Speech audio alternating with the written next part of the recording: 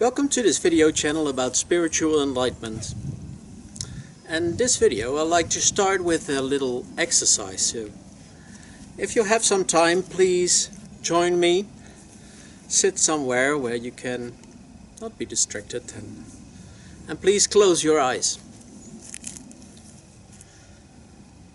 And imagine that you are standing on a field all by yourself.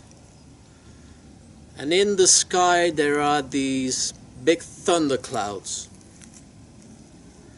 And from the thunderclouds, an icy rain is falling down on you. And that is the only thing you know. And deep down inside of you, you have this strong feeling that something major still has to change in your life before it's all good, but you don't know what. And then someday, somebody comes along and states that behind those thunderclouds, there is a sun that can light your sky and light your life and warm you. And you cannot imagine or cannot believe the story to be true, because you've never seen or witnessed the sun by yourself. But the story that this guide is telling you is giving you hope.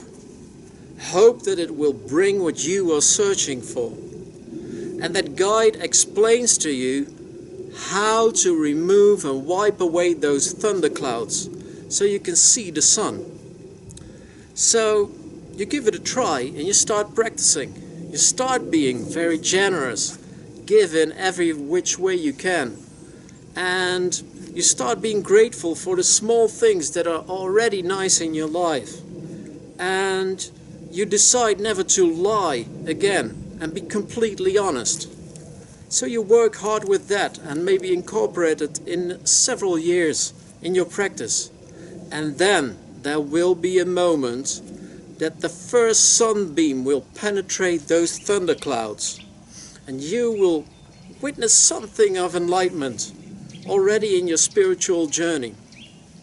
And that will just motivate you, get you more dedicated to this spiritual journey that you are into, the pathway to enlightenment. So that guide gives you more to work on during this preparation phase towards enlightenment. And you start wiping away more clouds, and your dedication becomes stronger because you have seen that first light beam. And then there will be a moment that your heart will fully open and you will witness the sun fully for the first time, and you will really enjoy it. And then there will be a moment that your guide will hand you a ladder to climb up to the sun and even go further, and that the light will shine brighter and you are not still awakened. You have to climb that ladder towards the sun. So you start climbing, and then big thunderclouds, big stormy winds will try to knock you off that path. But you are so dedicated because your belief is so strong that you will keep on climbing, very dedicated to it. And then there will be a day of awakening that the you will totally dissolve into that beautiful light of the sun, and you will just remember that that's all there ever was. You are this light, and you will be fulfilled with love, and you will have no wish remaining. All your wishes are complete. You feel complete, and the only wish remaining is for you to shine that beautiful light onto all the others that are still living in that darkness. That is the pathway to enlightenment. And the biggest thundercloud standing in the way of your current you and your enlightened self is anger. And a lot of people tell you when you started suppressing anger, it will come up at some other place. But that's not the case. It's not the case. When you start pushing out anger, it's just the first step in pushing out all the negativities.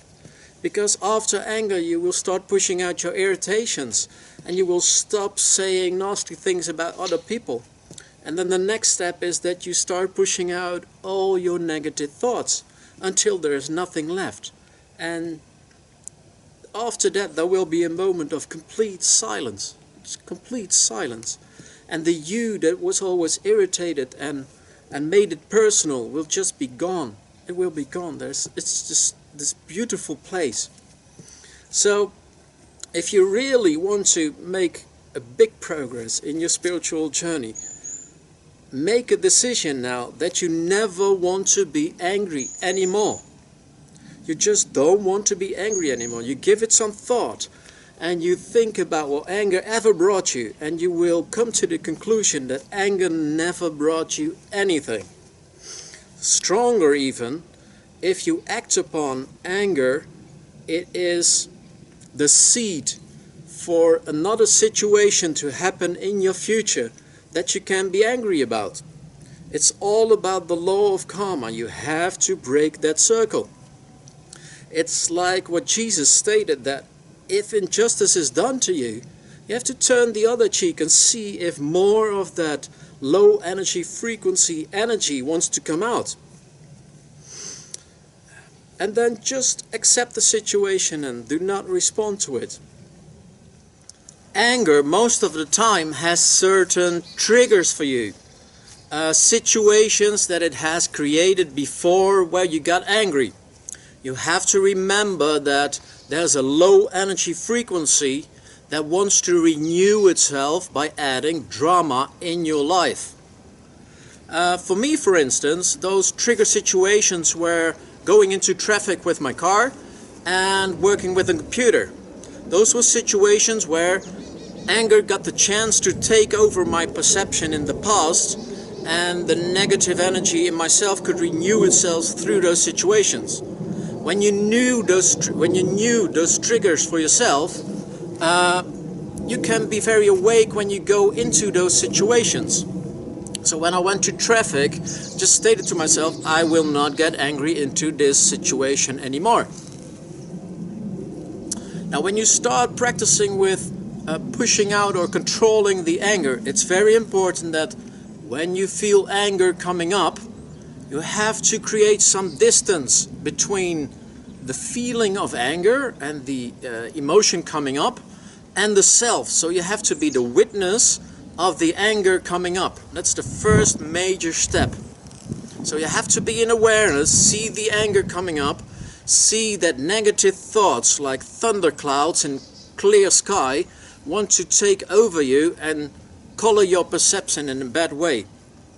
When the distance is there, you can also decide that you're not going to get into it. You're just going to let this anger, irritation, those negative thoughts just passing by. You will know that it will go and it is not the reality that you see at that moment. That's the very important first step. Another thing you can also do, because anger is such a strong emotion that most of the time, especially in the beginning when you start practicing, you still get sucked into it and it colors your reality and is real for you. So you can also ask the people in your surrounding, when anger comes up with you and they recognize it, to help you and awake you and tell you these are only dark voices in your head and they will pass.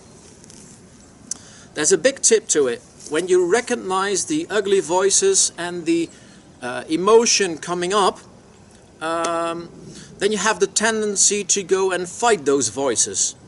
And you want to get rid of them and push them out. But when you get angry about being angry, then that's exactly the same energy frequency. So you're just renewing the anger in a different way. So how to cope with that? When anger comes up, you just have to see, so create some distance and see that it can pass. So just accept the situation, let it pass, and don't act upon it.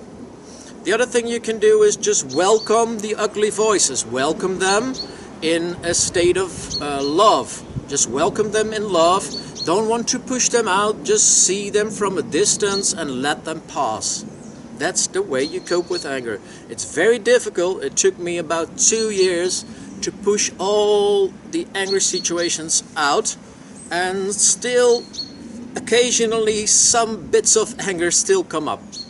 So you really need some dedication to it, but it's a major step forward in pushing out all the negativities. There's one more thing I like to share with you in this video. In this moment in time in Earth, there are a few excellent, enlightened beings alive. And I have two great examples, which is Moji and Eckhart Tolle. And both of those spiritual teachers speak of sudden enlightenment. It happened really fast for them. That was not the case for me. So what they do is they try to point you to the end situation, to the enlightened self, your higher self. So they like to penetrate with pointers through all the thunderclouds and bring you to your true self. And that is like taking a helicopter ride to the top of Mount Everest. And unfortunately, although that is the fastest way to enlightenment, it does not work for everybody. Because at the top of Mount Everest, not every helicopter will fly. You're thunderclouds and you can be so far away from holiness that it just doesn't work for you. It has not the impact that is needed to bring you to enlightenment. So don't be discouraged if that is not the case. For instance, I read the book A New Earth like 12 years ago from Eckhart Tolle and had no real impact, or maybe some seeds were sown and had to come up later. And then I read the book like 12 years later during the awakening phase, and everything just fitted and fell into place. And then I watched some Moji videos and he really took me to silence. So in the awakening phase you can easily use all the methods they are using with the great pointers, but the method I teach has a preparation phase and it prepares you for the awakening phase. And it's just like taking you to base camp and then at first camp and then summit Mount Everest. So all the guidelines that I gave you in the past videos are all in preparation phase. It's just preparing. It is a process. In preparation phase you can do things, and in the awakening phase is totally letting go of all and just seeing truth. We'll get to that later. There's some more videos to come about the preparation phase. And remember that all the guidelines I give in these videos, maybe they can take a year to fully implement in your spiritual journey. So take your time, you know, don't go to the next step before the first step is incorporated in your practice. Thank you for watching this video. Please let me guide you home. Practice a lot. Be dedicated to it. Thank you, and see you in the next video.